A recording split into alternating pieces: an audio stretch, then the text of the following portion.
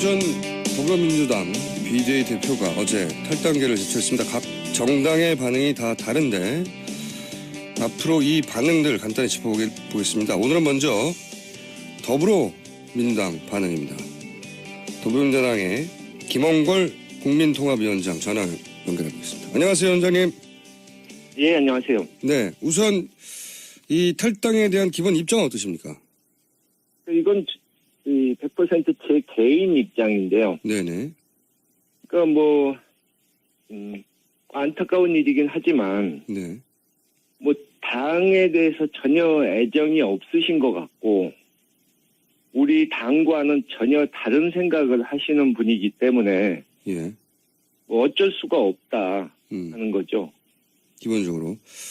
예. 당 대표고 비례 2번이면 남자 1번인데요. 사실상 남자 1번 비례대표 나간 거죠. 예. 그렇죠. 어쩔 수가 없다. 당과는 다른 생각을 하기 때문에 이게 이제 기본 입장이신 거고. 그렇죠. 네, 근데 탈당의 이유가 경제민주에 대한 의지가 전혀 보이지 않기 때문에 본인이 할 일이 없다. 이런 이야기를 했거든요. 저는 그분이 도대체 경제민주화에 대해서 지금까지 무슨 노력을 하셨는지 구체적으로 당내에서. 예. 그동안 길게 봐도 예. 그래서 이해를 할 수가 없고요.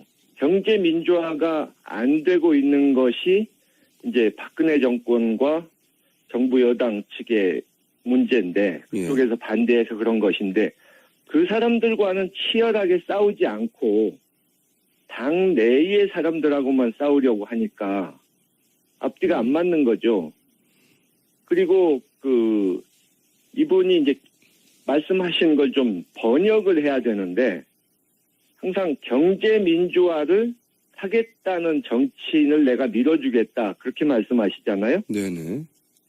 근데 이분에게 경제 민주화란 본인의 사유물입니다. 경제 민주화는 김종인이다. 이게 있어서 경제민주화는 오로지 본인만 할 수 있다. 이런 의미입니까? 그렇죠. 일종의 오만과 독선이죠. 그래서 김종인을 모셔다가 높이 받들을 그런 정치인을 도와주겠다 그 뜻이 되는 겁니다. 그렇게 이해하시고요.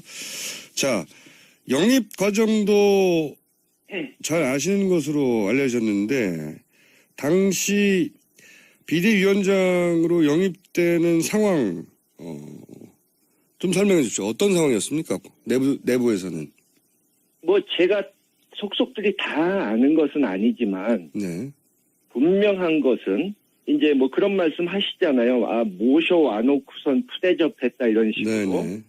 근데 전권을 드렸고 비례대표도 드리고 했으니까 푸대접이란 말이 안 되고 예. 그러면은 이 사람이 문제가 있다면 당신들이 데려올 때 잘못 판단한 거 아니냐 이렇게 말씀하신 분이 있는데 그 말은 어느 정도 인정해야 됩니다. 판단을 잘못한 건 있죠. 그런데 그 당시 이제 좀 급박한 상황이었고 네. 또 이분이 영입의 1순위가 아니었다는 거예요. 애초에.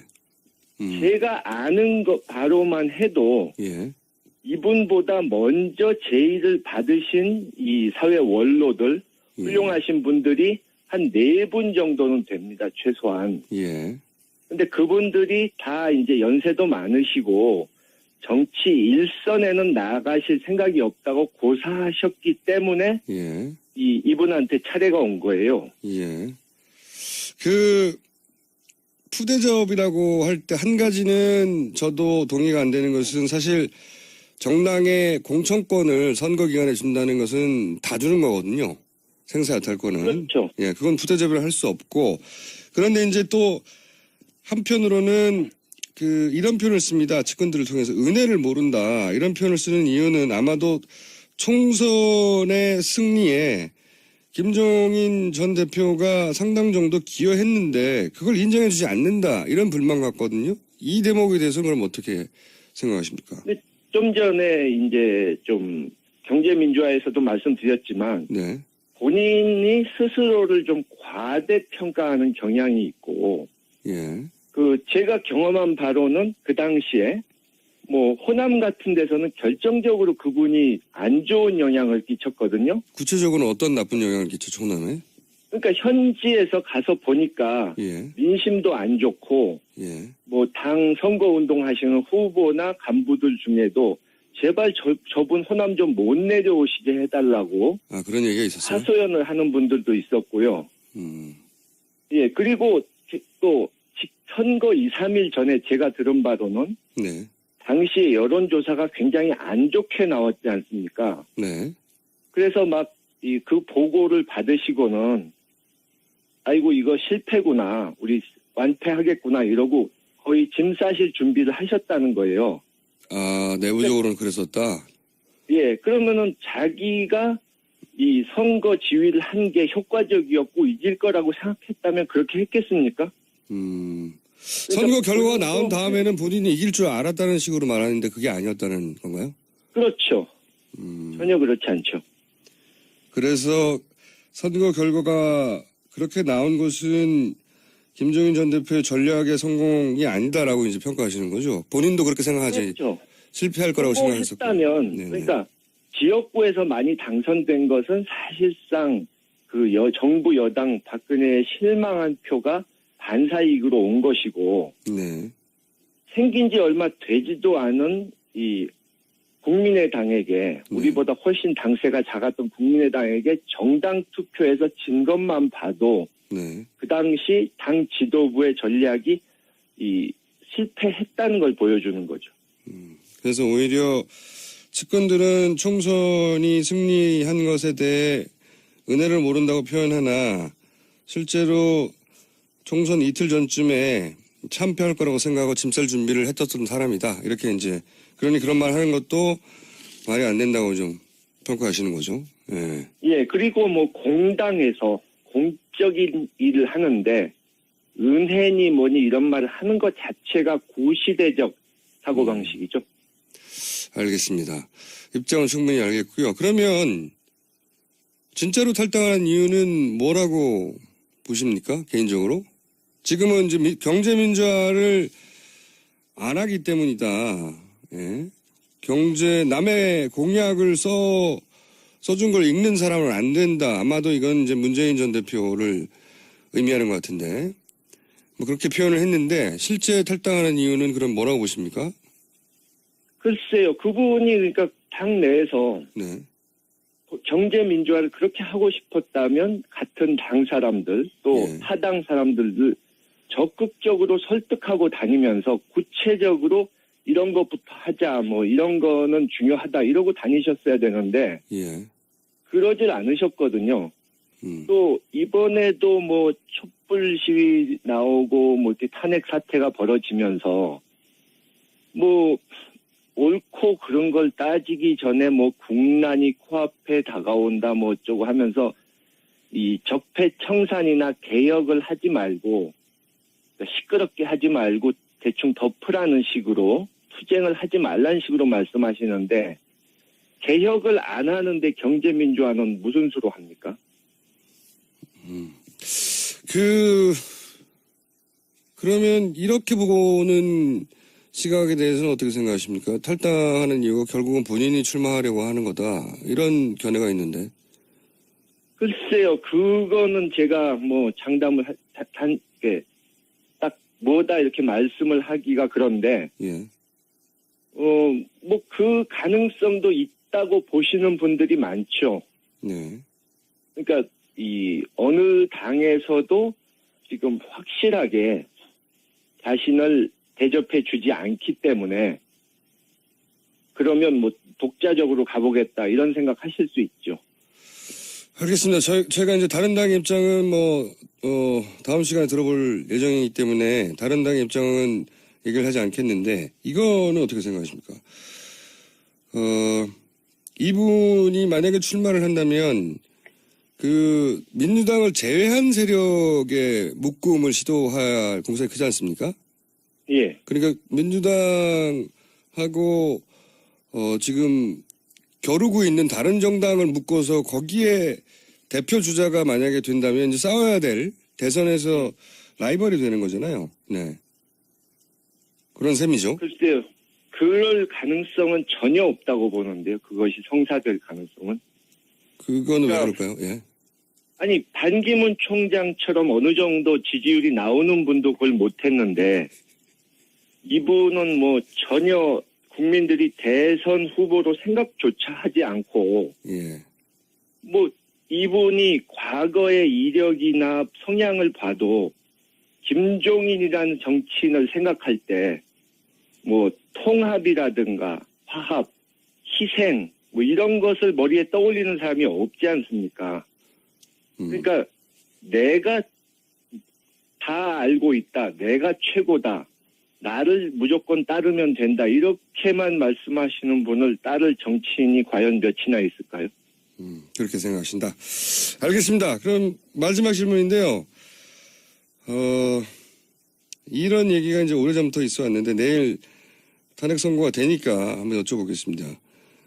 대통령이 그 헌재 선고 전에 갑자기 하야를 선언한다든지 혹은 선고 이후에 만약 인용이 될 경우에 사면을 위해서 그 정치권이 협상을 할 거라든지 그러니까 소위 그 특검이나 검찰의 기소 내용과 무관하게 결국은 정치적인 사면으로 해결이 될 것이다. 이런 전망이 있거든요. 거기에 대해서는 어떤 입장이십니까? 그쪽에서 물러나는 것은 안 할 걸로 보고요. 네, 그건 없을 것이고. 지금 뭐 본인은 기각될 것으로 자신이 이길 것으로 착각을 하는 것 같아서 예. 그렇게 보고 글쎄 사면을 위한 협상은 하려고 할 수 있겠죠. 탄핵이 된다면. 네. 또 뭐 야권에서도 일부는 네. 너무 강하게 나가면 동정론이 나올 수 있다. 역풍이 불 수 있다. 또 그런 소리가 나올 수 있는데. 네, 반드시 그런 얘기가 나오겠죠. 예. 예. 근데 저는 뭐 이번에는 워낙 국민들께서 이 권력자라도 최고 권력자라도 법을 어기면 강하게 처벌받는다 하는 법 앞에서 모두가 평등하다 하는 것을 보여주기를 원하시기 때문에 네네. 뭐 특검도 사실 생각지 못했던 큰 성과를 냈던 것이 국민들이 성원해 주셨고 또 국민들이 한편으로는 이렇게 감시하셨기 때문에 딴 생각을 먹지 못한 것 아닙니까? 네네. 그런 식으로 이것도 적당히 넘어가기는 어려울 거라고 봅니다. 알겠습니다. 오늘 말씀은 여기까지 듣겠습니다. 감사합니다. 예, 수고하셨습니다. 지금까지 더불어민주당의 김홍골 국민통합위원장이었습니다.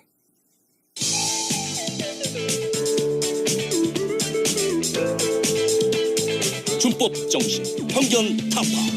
김어준의 뉴스 공장.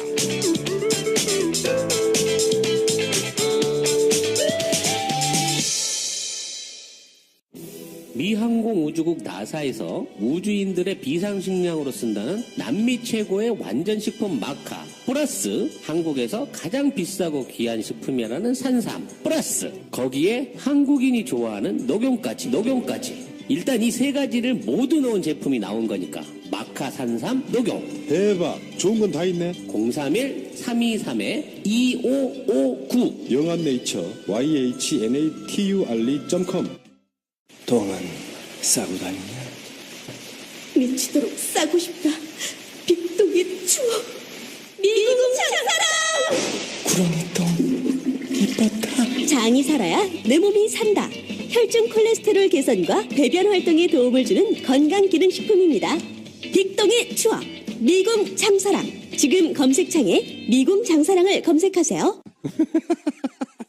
이건 제가 써보니까 효과가 있는 것 같아요.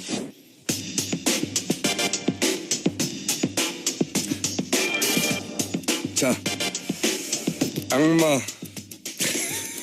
그냥 악마라고 부르겠습니다. 변호사도 안 붙여줘야지, 직함도. 야. 양지열 변호사 나오셨습니다. 네, 안녕하세요. 자, 예. 헌재 이야기 좀 해야 되겠죠. 아무래도 많은 분들이 어제 평의가 길어졌고, 예. 그리고 날짜가 지정됐다. 이 의미가 뭐냐? 좋은 거냐 나쁜 거냐 물어봐요.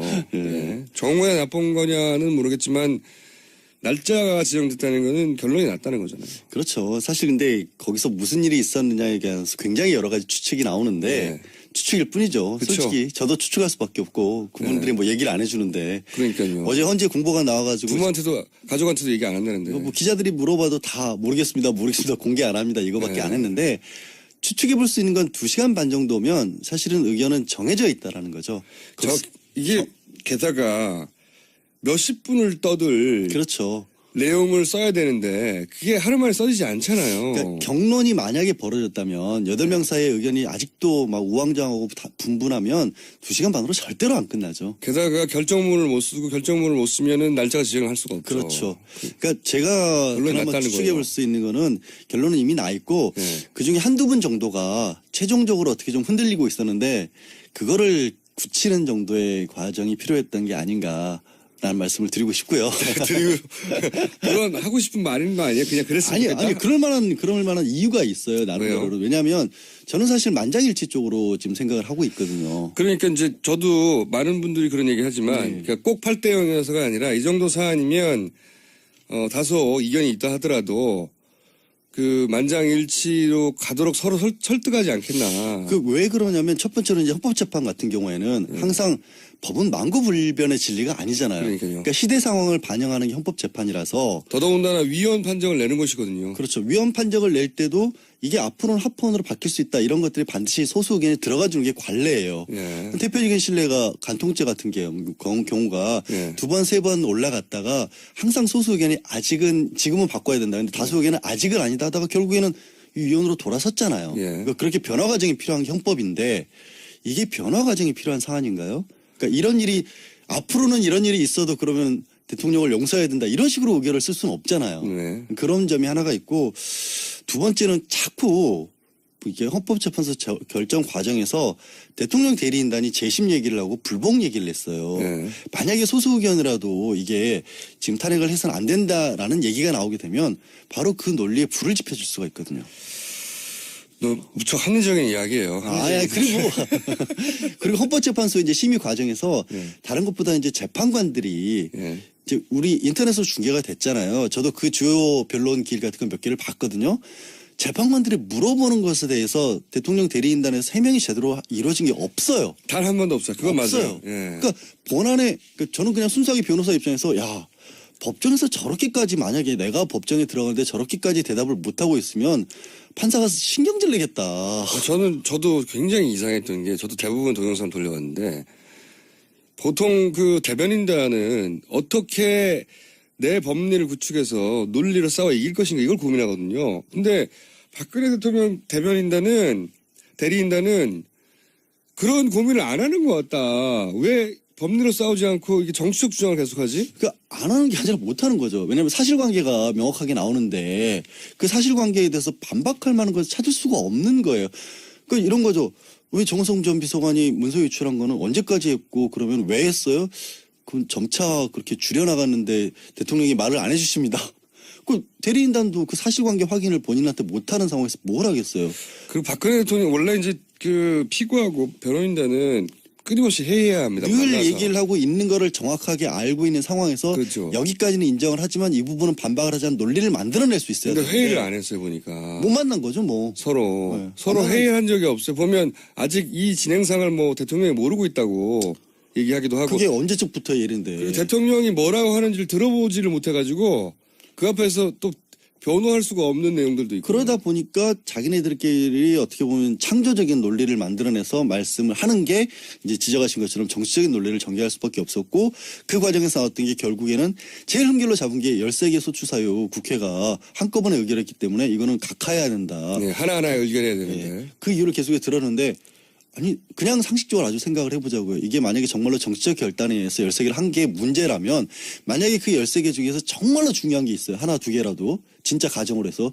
근데 사유가 잘못됐기 때문에 그 하나가 어마어마하게 중요한 일인데 그러면 그걸 탄핵을 안 하겠어요?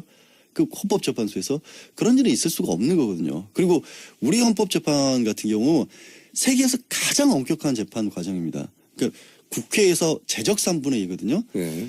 이 김평호 변호사가 아마 미국 찾고 그 과정을 네. 인용을 했던 것 같은데 미국 같은 경우가 의결을 할 때 상원에서 결정을 합니다. 우리로 네. 치면 하원이 국회 역할을 하고 상원이 헌법재판소 역할을 맞아요. 하는 거예요. 네. 거긴 헌법재판소가 없으니까. 국회의원들이 결정합니다. 네. 예. 근데 상원 국회의원들이 출석 3분의 2로 가결해요. 네. 우리는 소추안, 국회에서 소추안만 해도 제적 3분의 2가 필요한 거예요. 네. 그리고 헌법재판소 가도 또 9명 중에 6명이 필요한 정도로 네. 엄격한 재판이기 때문에 그런 재판에서 해명조차 제대로 못했다라고 하는 거는 이 재판관들이 볼 때는 이건 뭐 정치적 성향을 떠나서 판사를 냈던 사람들의 기본적인 입장으로서는 법정이 거의 모독된 기분이었을 거예요. 저도 거기까지는 100% 동의해요. 네. 저는 웬일이세요? 동의를 해주시고.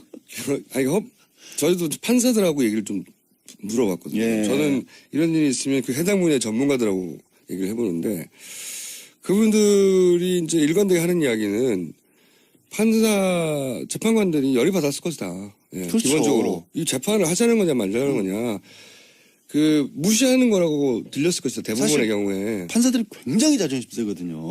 그러니까 그걸로 쭉 사시는 분 아닙니까? 그럼요. 예, 그 명예로 사는 대한민국에서 제일 공부 잘하는 사람들 중에서 제일 출인 중에서도 제일 공부 잘한다고 하는 사람이 가는 분들이고 그리고 어쨌든 헌법재판관까지 됐기 때문에 평생에서 자존심이 정말 센 양반들인데 그 앞에서 막 삿대질을 하고 그리고 재판을 진행을 안 하니까요. 그렇죠. 실제로. 네. 자기들이 몇십 년간 해온 방식대로 안 하니까 열이 받았을 거라고 생각하고 거기는 다 동의해요. 다 동의하는데 걱정이 되는 부분은 그럼에도 불구하고 이분들의 가지고 있는 전체적인 정치적 성향 자체가 보수 일색인 건 맞아요. 그건 맞죠. 그건 명백하고요. 우리가 흔히 말하는 아니 법원에 헌법재판소 재판권까지 가는 사람들은 당연히 상례적으로 어쩔 수가 없어요. 법이라는 것 자체가 가장 마지막에 이건 도저히 안 되겠다라고 보는 거기 때문에 보수적일 수밖에 없어요. 근데 그 보수의 정도도 있지 않습니까? 근데 그 중에서 예를 들어서 어떤 분은 그 5.16에 대해서 그건 뭐 쿠데타 아니냐에 대해 입장을 유보한 분도 있어요. 네. 그건 굉장히 보수적인 거거든요. 굉장히 스펙트럼 나오면 거의 오른쪽 끝에 있는 정도의 스펙트럼인데 그렇죠. 그런 분들도 있다 보니까 자기가 가지고 있는 직업적 전문성으로 볼 때는 이건 명백한 사안인데 본인이 가진 정치적 성향으로 볼 때는 어떻게든 이해해주고 싶은 게 발동할 수 있잖아요. 그 이해해주고 싶은 생각을 하는 분들이 이제 헌법재판소 재판관들은 아니고 저도 좀 법조계의 인사들 중에서도 분들 중에서도 고위직을 지냈다거나 조금 이제 오래 일을 하셨던 분들 중에 그런 분들 얘기를 들어봤어요. 근데 아주 단적으로 말씀드리면 이런 생각들을 하시는 것 같아요.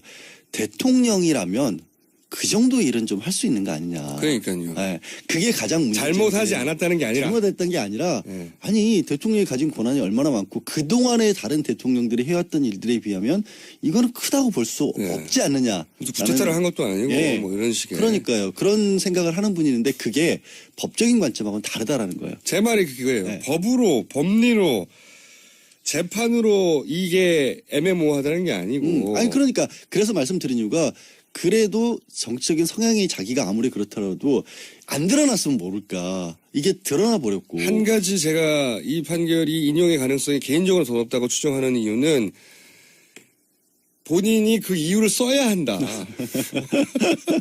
그렇죠. 정치적 네. 성향만으로 판단할 게 아니라 자신의 정치적 성향을 자신이 직업적으로 쌓아온 전문 지식으로 언어로 바꿔서 거기 써야 되는데 그 쓰는 게 어렵지 않겠냐. 아니 그거를 그러니까 그거예요. 이게 판사가 결정문을 쓰는 건 이번 헌법재판소는 결정문인데 결정문을 그냥 쓰는 게 아니라 재료가 있어야 되잖아요. 그러니까 아까 얘기한 것처럼 대통령 대리인단에서 재료를 제공을 못 해준 거예요. 근데 얼마나 많은 반대되는 재료가 나왔냐면 이번에 12월 9일부터 이제 심판이 시작이 됐잖아요. 지난해. 네. 그렇게 했을 때 90일간이라고 하니까 보통은 90일이면 길지만 기다린 사람 입장에 길지만 이거 사실 대통령 탄핵에 치고는 짧은 기간이 아니냐. 보통 뭐 어떤 재판도 막 1년, 2년도 간다고 하는데 1년이면 뭡니까? 저 5년 동안 하는 건데요.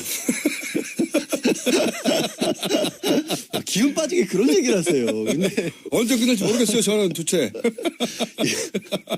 이건 단심이잖아요. 헌법재판은. 헌법재판 예. 단심이고 아니 저는 아직 1심도 하고 있어요. 1심이 5년이 갔어. 무슨 재판이지? 이제 나중에 들어보시고 갑자기 궁금해지네. 끝나고 물어볼게요. 근데 어쨌든. 예. 헌법재판소에서 1년의 결정을 보통 몇 개나 할 것 같아요? 많이 하죠. 한 1,500개까지 그러니까요. 해요. 많이 한다고 들었어요. 굉장히 많이. 한 달에 100개 넘게 예, 하거든요. 막 쳐낸다고 들었습니다. 그거 다 중단돼 있어요. 그리고 90일 동안 여기만 매진을 했어요. 변론기일이 20차례가 열렸는데 일반적인 재판의 변론기일은 너무 겪어봐서 아시겠지만 한 달에 한 번 꼴이에요. 그래요. 그러니까 실제로는 이게 1년 8개월 이상의 재판한 것과 마찬가지예요. 압축을 했습니다. 네, 압축을 한 거니까. 거의 2년 가까이 되는 할 분량을 거를 90일로 줄였다 뿐이지 예. 그 심리가 부족했던 게 아니에요. 그건 아니에요. 예, 그리고 90명 증인 신청을 했는데 36명 채택을 했고 증인 36부터 엄청 많은 겁니다. 25명이 나와서 직접 얘기를 했어요. 예. 그 25명 얘기 중에 이거를 기각하는데 필요한 얘기를 해준 사람이 아무도 없어요. 맞아요. 그게 그래서 그 재판관이 여러 번 얘기했잖아요. 왜 대통령한테 불리한 증인을 자꾸 부르세요라고. 그러니까 오죽했으면 재판관이 그런 얘기까지 했어요. 그러니까 뭔가 기각을 하고 싶어도 거기에 맞춰서 쓸만한 내용이 없어요. 나는 그럼 거기다 그거 쓸 거예요? 나는 대통령이니까 뭐 옛날 대통령이 이보다 더한 일도 전두환 뭐 이런 사람들은 더한 일도 했는데 이거 일반인은 그런 말할 수 있는데 헌법재판관이 앞으로 영원히 남는 결정문에 그걸 쓸 수가 없어요. 쓸 수가 없다라는 거죠. 제가 유일하게 인용 가능성이 높다고 생각하는 근거입니다. 네. 오늘 참 많이 동의해 주시네요. 이거 저도 많이 생각해 봤는데 그러니까 직업적 전문성과 정치적 상황이 만나면 대부분 정치적 상황이 이겨요. 대부분의 경우에는. 그렇죠. 그게 소신이라고 생각을 하지만 예. 사람이니까. 사람이니까 자기가 믿는 바대로 그러니까 신념에다가 전문 지식을 갖다 붙이는 거죠. 예, 동원하는 거죠. 아니, 그 솔직히 저도 뭐 판사분들도 그런 얘기해요. 우리도 사람인데 어쩔 때는 딱 보면 안다. 그러니까 딱 보면 안다는 게 진짜 안다는 게 아니라 자기도 느끼는 감이 있다는 거예요. 그러면 여러 가지 그 증거 자료들이 있을 거 아니에요. 거기에 자기의 어떤 생각에 맞춰서 거꾸로 붙인다라는 거죠. 그렇죠. 그래서 그렇게 하고 싶은데 뭐 없잖아. 너무 소재가 없고 네. 그리고 그렇게 하려면 어쨌든 자기 이름으로 영원히 남을 그렇죠. 앞으로 아마 100년, 200년 지나도 계속 나올 텐데 당장 내일부터 누구는 이렇게 생각해서 이렇게 판단을 내렸다는 게 발표가 돼야 되는데 기분을 쓸 수가 없잖아요. 그걸 기분을. 소설을 쓸 수는 없죠. 그러니까 본인이 이러이러한 이유로 기각한다고 법리적으로 구성해야 되는데 그 법리가 탄탄하지 않다는 걸 본인이 써놓고 만약에 이거는 말이 안 되네 해버리면 못 쓴단 말이죠. 그리고 예를 들어서 가장 또 이제 반대하는 쪽에서 지금도 끝까지 이제 주장하는 게 대통령이 직접 받은 게 없지 않느냐. 뇌물과 관련해서는. 근데 뇌물 5개 헌법재판소에서 정리한 5개 쟁점 중에 하나밖에 없고요. 그게 그렇게 크게 중요하지도 않아요. 그리고 헌법재판과 형사재판은 분명히 구별이 되기 때문에 이건 최고 공무원에 대한 파면 절차거든요. 극단적으로 공무원 같은 경우에는 일 열심히 안 했다는 이유만으로 파면되는 게 공무원이에요. 자, 다 알겠어요. 네. 다 알겠고 합리적인 28시간만 기다려보면 되니까. 합리적인 관점에서는 더 이상의 그 논란의 여지는 저도 없다고 생각해요. 네. 그치만 우리가 이제 합리적이고 논란의 여지가 없다는 이유만으로 정치적 결정이 내리던 경우는 그렇게 많지 않아요. 그러니까 그게 왔다 갔다 할 수 있을 때 뭔가 애매하고 뭔가 이렇게 볼 수도 있고 저렇게 볼 수도 있는 사안일 때 그렇게 생각할 수 있고 물론 아직도 뭐 주장하는 분들이 그래서 저는 지금도 예를 들어 주변에 예를 들어서 뭐 종편을 많이 다니시니까 거기에 이제 보수적인 분들이 좀 많지 않습니까 패널이 그분들 중에는 실제로 기각돼야 한다고 신념을 믿는 분들이 있잖아요. 제가 말씀드린 게 그거예요. 대통령인데 옛날엔 이보다 더 했다 이런 얘기 하시는 분들도 있고 그 돈 받은 거 없다. 근데 그 두 개가 성립할 수 없다는 걸 말씀드렸잖아요. 법리적으로는 그 이유를 쓸 수는 없어요. 그 이유를 쓸 수는 없는 거예요. 구태타 들고 사람들 몇백 명 죽은 적도 있는데. 그리고 16체 쓸 수가 없거든요. 변론 이후로 특히 이제 김평호 변호사 들어온 이후로 계속해서 대리인단에서 일관되게 주장해온 게 각하예요. 재심이고. 저는 김평우 변호사가 들어와서 그러니까 그 친박 집회. 반대 집회? 예. 네. 친박 집회는 성공적인지 모르겠지만 이 탄핵 심판에는 대단히 부정적인 이야기를 듣다 근데 봅니다. 변호사들이 저도 일을 하다 보면 한 곳에 쏠리잖아요. 뭔가 정말 암담해 보였는데 빛처럼 보이는 뭔가가 있으면 우르르 거기로 몰려가거든요. 네. 그 대리인단이 김평호 변호사가 들어온 이후로 그쪽으로 우르르 몰려간 게 그나마 이거는 좀 가능성이 있어 보인다라고 생각을 한 거죠. 근데 나머지는 없었던 거예요. 몰려갔다고 할 수도 없는 게 그 내부에서 싸웠나 봐요. 김평호 변호사가 먼저 읽어야 된다. 아니다. 그 사람 안 된다. 서로 이제 이 김평호 변호사의 전략에 대해서 동의하지 않는 분들도 그 안에 있는 거죠. 아니 그 안에서 자중질환이 얼마나 크면 그럼 대통령 답변서를 누가 읽었느냐를 가지고 그게 누가 읽었기 때문에 대통령이 답변을 안 한 거다라는 얘기를 그러니까 그게 이 사람한테 읽으라고 그랬는데 대통령은 다른 사람이 읽었기 때문에 다시 읽어야 된다는 거 아니에요? 그게 무슨 뭐 영화에서 주연 배우 바뀐 거예요? 그게 있을 수 없는 거잖아요. 그분들이 한 것 중에 그게 제일 웃겼습니다. 저도 마지막에 여러 가지 일들이 있었지만 가장 웃겼던 거는 대통령 최후 변론을 A 변호사가 읽으라고 그랬는데 B 변호사가 읽었기 때문에 다시 A 변호사가 읽도록 길을 잡아달라 이거 아니에요. 그렇죠. 앞으로도 영원히 다시 나오지 않을. 전 부끄러워요 사실. 저 되게 슬퍼요 이게. 저는 그런 게 근데 그 주인공도 김평우 변호사인데 그런 게 대단히 재판관들을 열받게 했을 것이다. 이게 뭐 장난도 아니고 이게 뭐냐 이렇게 했을 것이다라고 생각을 합니다. 네, 알겠습니다. 다음 주에는 과연 무슨 얘기 할까요 우리가? 역시 우리 생각이 맞았다고 할지 아니면 집에 가자고 할지. 공장장 자리를 걸겠습니다 제가. 자기 팔목을 걸어야지. 아니 내 팔목을 부하직원 딸이 걸어봤자 뭐 할 거예요. 적어도 공장장 자리는 걸어야지. 자기 마음대로 제 팔목을 걸었습니다. 자, 지금까지 악마였습니다. 네.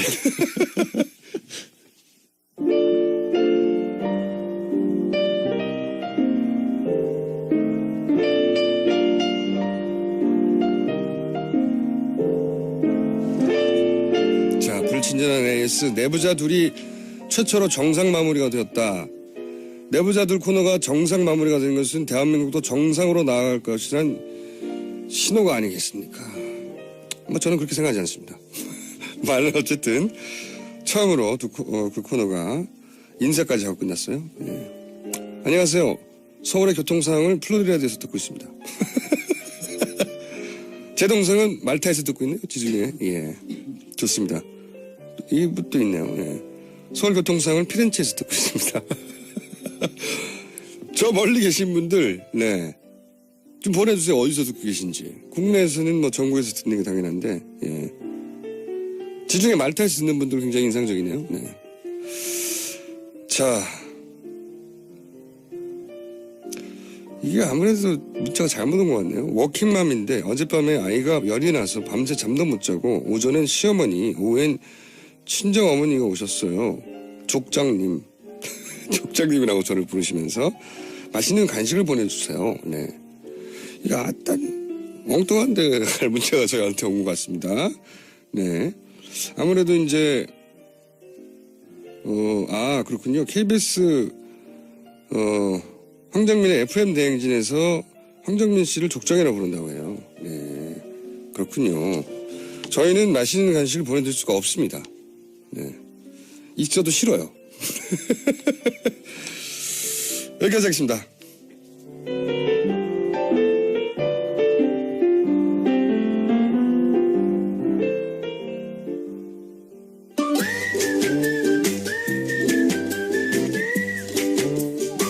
자, 오늘부터 호칭이 바뀌는 분입니다. 네. 제가 도시건축가로 불렀다가 전 의원으로 불렀다가 여러 가지 왔다 갔다 했거든요. 네, 그래서 박사로 통일하기로. 네. 박사의 유일한 효용 가치는 네. 죽을 때까지 박사인 거예요. 박사를 어디서 뭘로 따셨죠? 미국에서 MIT에서 도시계획 박사로 땄습니다. 그 유명한 MIT 그거죠? 그 유명한 MIT입니다. 몇 년도에 따셨습니까? 꽤 됐죠. 88년도. 88년도에? 네. 공부 좀 하셨군요. 지금도 공부 열심히 합니다. 네. 자, 박사님, MIT 박사님이라고 제가 불러드릴게요, 그러면. 그러지 마세요. 나 그거 듣기 싫어요. 우리나라의 도시공학과로 MIT 박사를 딴 여성 공학도가 몇 명이나 됩니까? 본인은 아실 거 아니에요? 우리나라에는 지금은 거기서 저까지 포함해서 여자 박사가 둘이었는데. 둘밖에 없어요? 그분은 미국에서 활동하시고, 그리고 한 가지 분명히 얘기하시면 도시계획은 공학은 아닙니다. 그리고 MIT는 공학만은 아닙니다. 그래요? 그리고 제가 오늘 얘기하려고 하는 4대강 사업도 공학만은 아닙니다. 네. 공학이 아니다. 그럼 뭘로 불려야 됩니까? 보통 도시계획 박사라고 얘기해요. 그냥? 그쪽에는 정확하게 도시계획 박사로 얘기합니다. 네. 알겠습니다. 단 2명밖에 없는 국내에는 유일한 한 분은 미국에 계시기 때문에.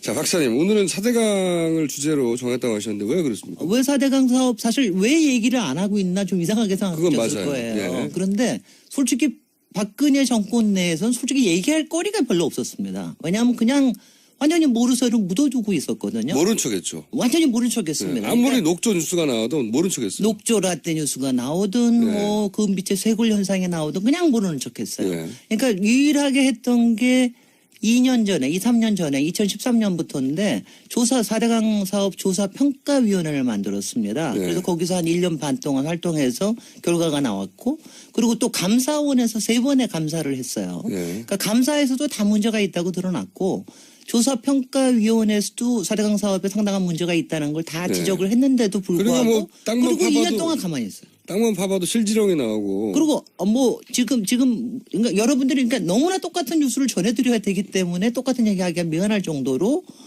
저 수질은 녹조라떼로 얘기가 되고 거기서 새로 나온 얘기가 큰빛 이끼벌레 요새는 뭐 깔따구 얘기 나오고 실지렁이 나오고 실지렁이는 네.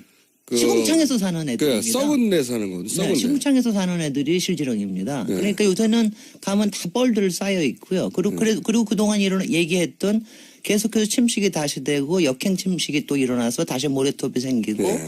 그다음 세굴 현상이라고 하는 거는 보 자체가 안전하지 않은 게 15개 중에서 6개가 안전하지 않다고 감사원에 네. 지적이 됐거든요.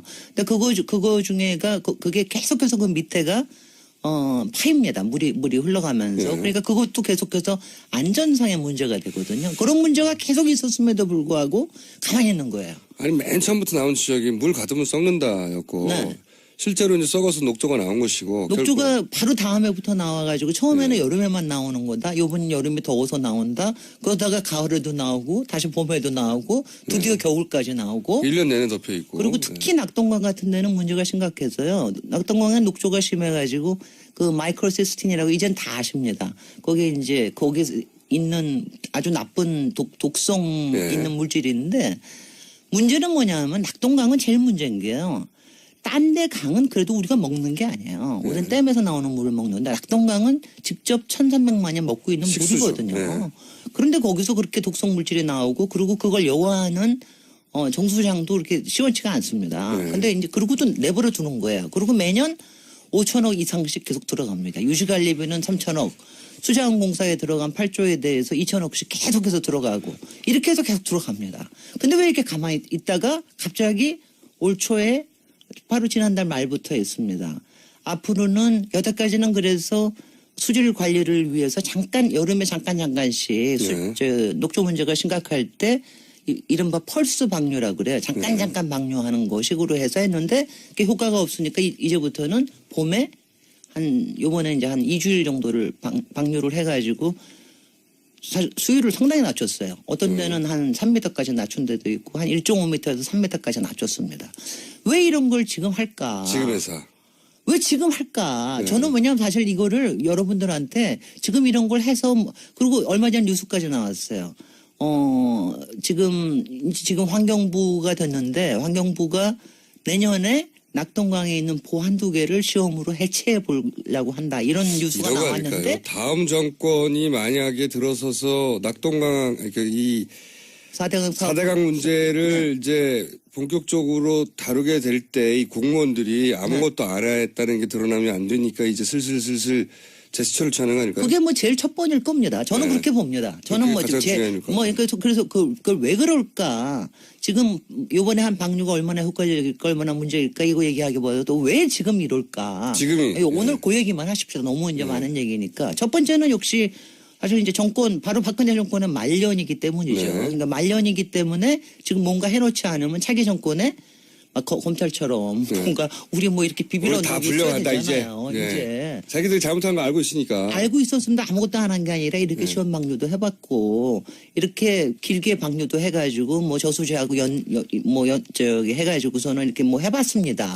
문체부가 블랙리스트로 당하는 걸 보면서 네. 이거 큰일 났다 이거.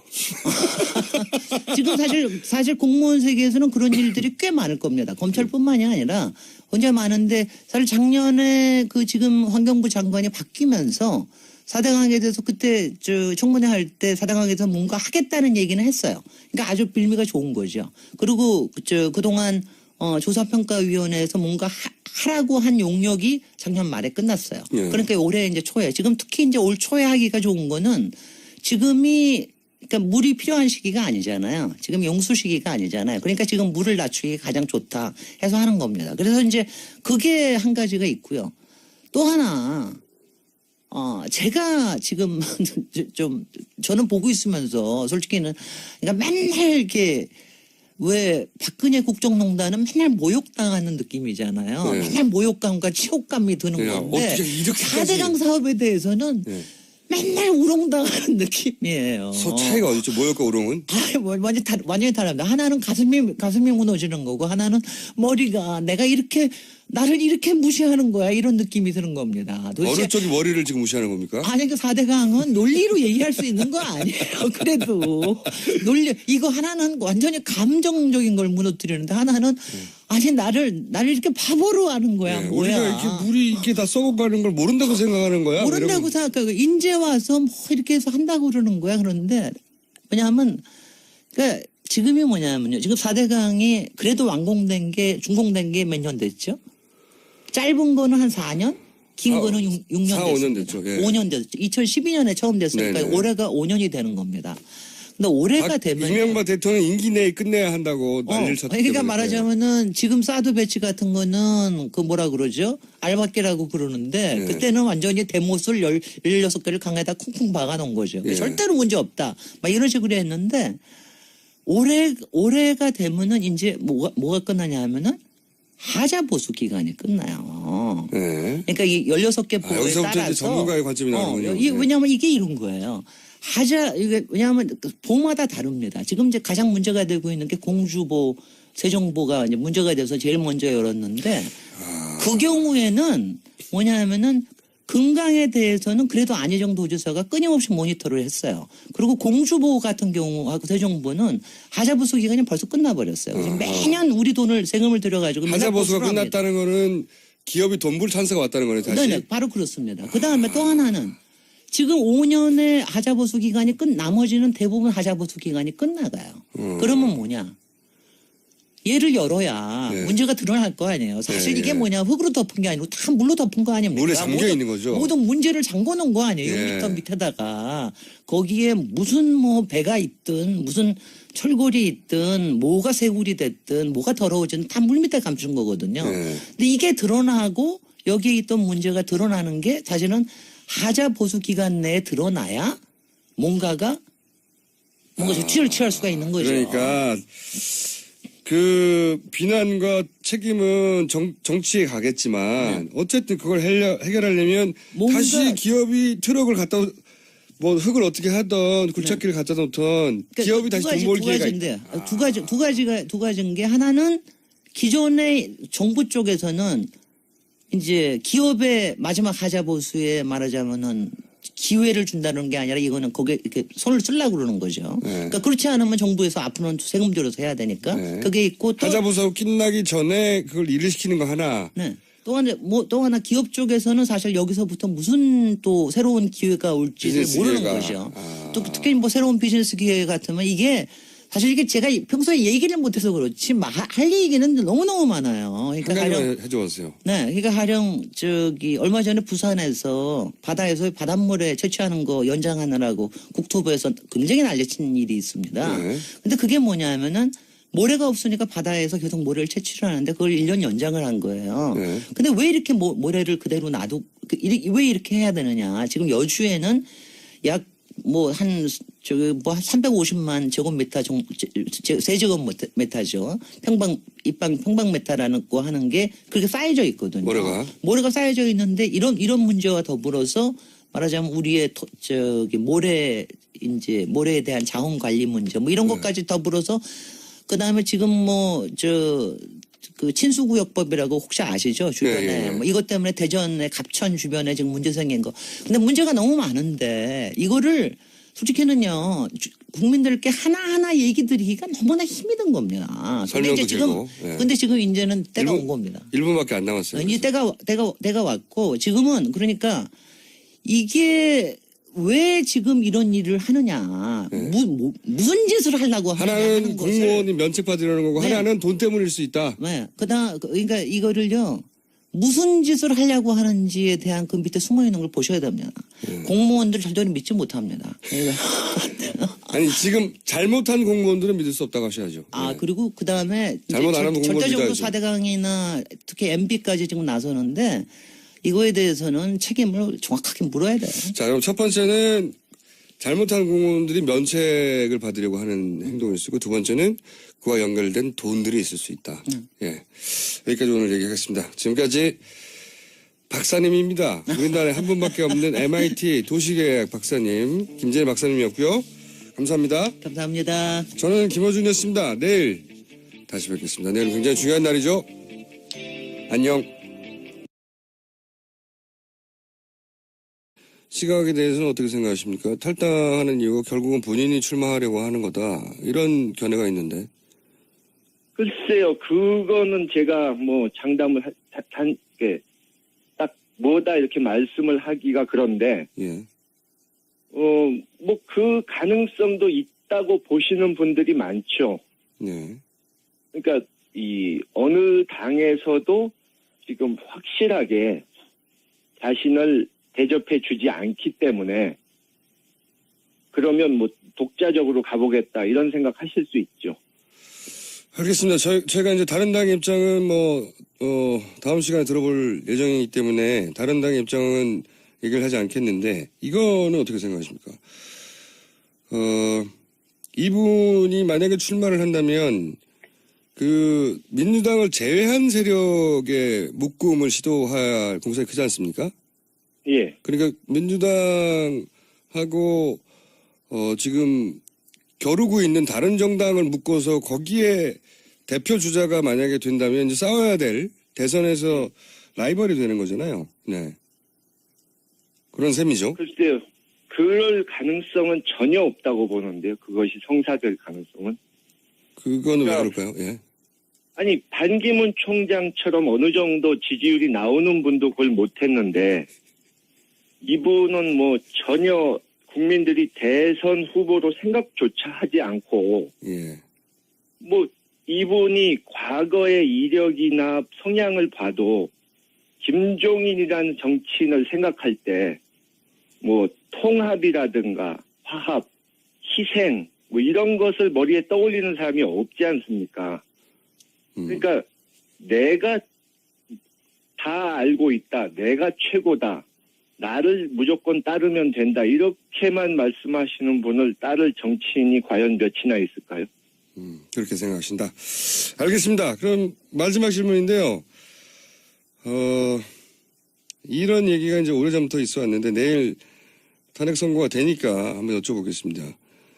대통령이 그 헌재 선고 전에 갑자기 하야를 선언한다든지 혹은 선고 이후에 만약 인용이 될 경우에 사면을 위해서 그 정치권이 협상을 할 거라든지, 그러니까 소위 그 특검이나 검찰의 기소 내용과 무관하게 결국은 정치적인 사면으로 해결이 될 것이다, 이런 전망이 있거든요.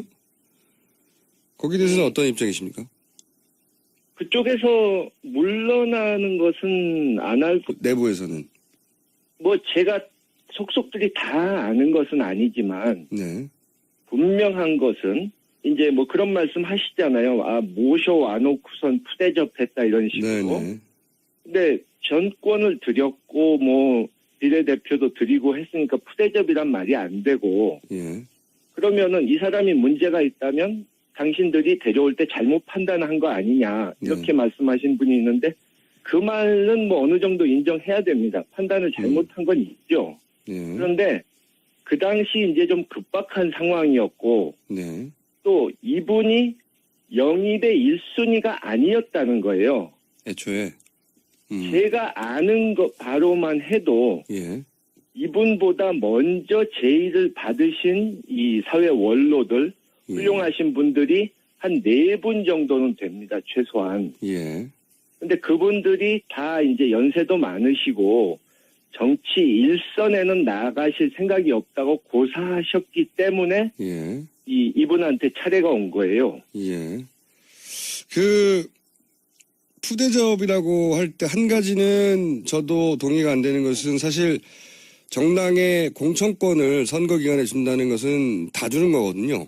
생사여탈권은. 그렇죠. 예, 그건 푸대접을 할 수 없고, 그런데 이제 또 한편으로는 그 이런 표현을 씁니다. 측근들을 통해서 은혜를 모른다, 이런 표현을 쓰는 이유는 아마도 총선의 승리에 김종인 전 대표가 상당 정도 기여했는데 그걸 인정해주지 않는다 이런 불만 같거든요. 이 대목에 대해서는 그럼 어떻게 생각하십니까? 좀 전에 이제 좀 경제민주화에서도 말씀드렸지만 네, 본인이 스스로를 좀 과대평가하는 경향이 있고 예, 제가 경험한 바로는 그 당시에 뭐 호남 같은 데서는 결정적으로 그분이 안 좋은 영향을 끼쳤거든요. 구체적으로 어떤 나쁜 영향을 끼쳤죠, 호남에? 그러니까 현지에서 가서 보니까 예, 민심도 안 좋고 예, 뭐 당 선거운동 하시는 후보나 간부들 중에도 제발 저분 호남 좀 못 내려오시게 해달라고 아 그런 얘기가 있었어요. 하소연을 하는 분들도 있었고요. 예, 그리고 또 선거 2, 3일 전에 제가 들은 바로는 네, 당시 여론조사가 굉장히 안 좋게 나왔지 않습니까? 네, 그래서 막 그 보고를 받으시고는 아이고 이거 실패구나, 우리 완패하겠구나 이러고 거의 짐 싸실 준비를 하셨다는 거예요. 아 내부적으로는 그랬었다. 예, 그러면은 자기가 이 선거 김종인 전 더불어민주당 비대위 대표가 어제 탈당계를 제출했습니다. 각 정당의 반응이 다 다른데 앞으로 이 반응들 간단히 짚어보겠습니다. 오늘은 먼저 더불어민주당 반응입니다.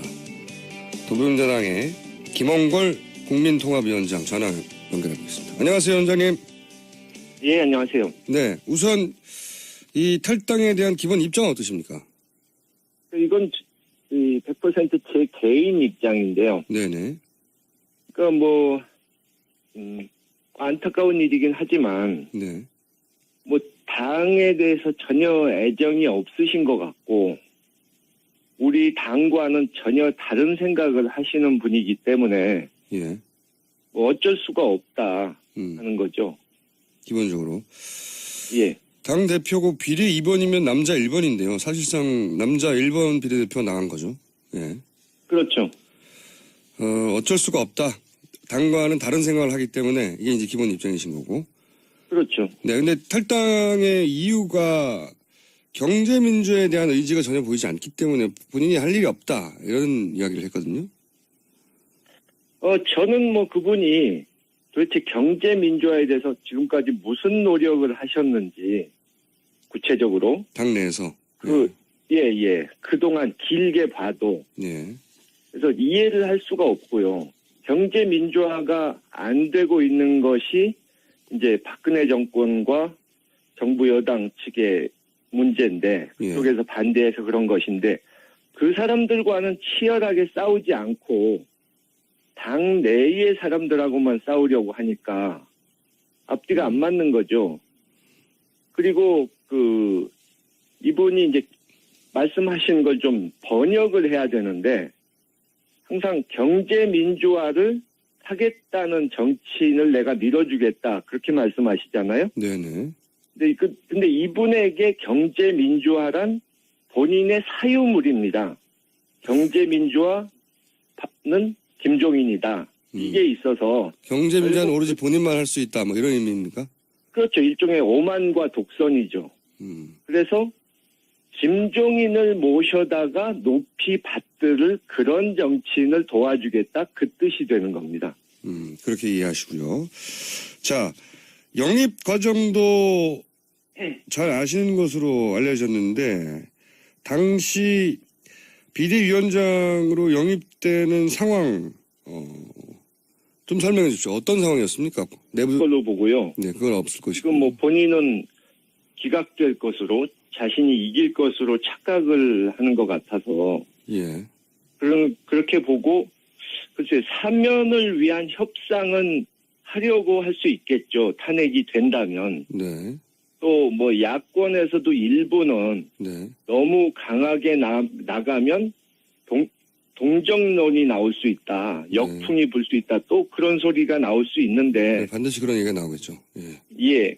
근데 저는 뭐 이번에는 워낙 국민들께서 이 권력자라도 최고 권력자라도 법을 어기면 강하게 처벌받는다 하는 법 앞에서 모두가 평등하다 하는 것을 보여주기를 원하시기 때문에 네네. 뭐 특검도 사실 생각지 못했던 큰 성과를 냈던 것이 국민들이 성원해 주셨고 또 국민들이 한편으로는 이렇게 감시하셨기 때문에 딴 생각을 먹지 못한 것 아닙니까? 네네. 그런 식으로 이것도 적당히 넘어가기는 어려울 거라고 봅니다. 알겠습니다. 오늘 말씀은 여기까지 듣겠습니다. 감사합니다. 예, 수고하셨습니다. 지금까지 더불어민주당의 김홍걸 국민통합위원장이었습니다.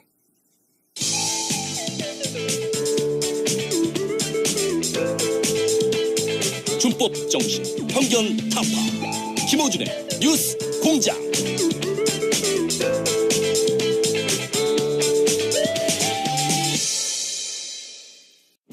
미 항공우주국 나사에서 우주인들의 비상식량으로 쓴다는 남미 최고의 완전식품 마카 플러스 한국에서 가장 비싸고 귀한 식품이라는 산삼 플러스 거기에 한국인이 좋아하는 녹용까지 일단 이 세 가지를 모두 넣은 제품이 나온 거니까 마카 산삼 녹용 대박. 좋은 건 다 있네. 031-323-2559 영한네이처 yhnatuRE.com. 동안 싸고 다니냐? 미치도록 싸고 싶다. 빅동의 추억. 미국 장사랑.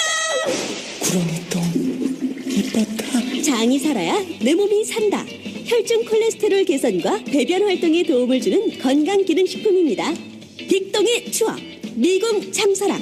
지금 검색창에 미궁 장사랑을 검색하세요. 이건 제가 써보니까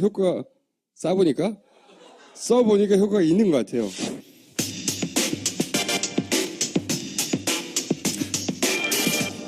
자, 악마. 주의를 한 게 효과적이었고 잊을 거라고 생각했다면 그렇게 했겠습니까? 선거 결과가 나온 다음에는 본인이 이길 줄 알았다는 식으로 말하는데 그게 아니었다는 건가요? 그렇죠. 전혀 그렇지 않죠. 그래서 선거 결과가 그렇게 나온 것은 김종인 전 대표의 전략의 성공이 아니다라고 이제 평가하시는 거죠. 본인도 그렇게 생각하지. 그렇죠. 실패할 거라고 생각했었고. 했다면 네네. 그러니까 지역구에서 많이 당선된 것은 사실상 그 정부 여당 박근혜의 실망한 표가 반사이익으로 온 것이고 네. 생긴 지 얼마 되지도 않은 이 국민의당에게 우리보다 훨씬 당세가 작았던 국민의당에게 정당 투표에서 진 것만 봐도 네. 그 당시 당 지도부의 전략이 이 실패했다는 걸 보여주는 거죠.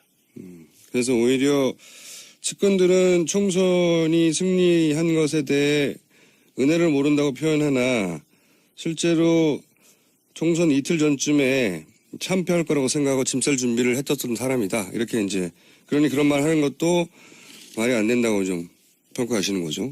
예. 예, 그리고 뭐 공당에서 공적인 일을 하는데 은혜니 뭐니 이런 말을 하는 것 자체가 구시대적 사고방식이죠. 알겠습니다. 입장은 충분히 알겠고요. 그러면 진짜로 탈당한 이유는 뭐라고 보십니까? 개인적으로? 지금은 이제 경제민주화를 안 하기 때문이다. 예. 남의 공약을 써준 걸 읽는 사람은 안 된다. 아마도 이건 이제 문재인 전 대표를 의미하는 것 같은데. 뭐 그렇게 표현을 했는데 실제 탈당하는 이유는 그럼 뭐라고 보십니까? 글쎄요, 그분이 그러니까 당 내에서 네. 경제 민주화를 그렇게 하고 싶었다면 같은 당 사람들 또 예. 타당 사람들을 적극적으로 설득하고 다니면서 구체적으로 이런 것부터 하자 뭐 이런 거는 중요하다 이러고 다니셨어야 되는데 예. 그러질 않으셨거든요.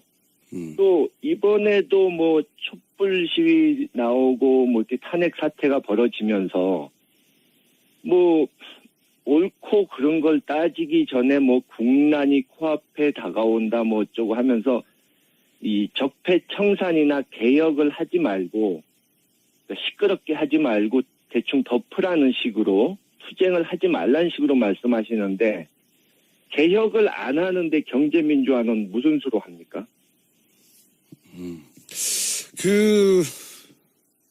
그러면 이렇게 보고는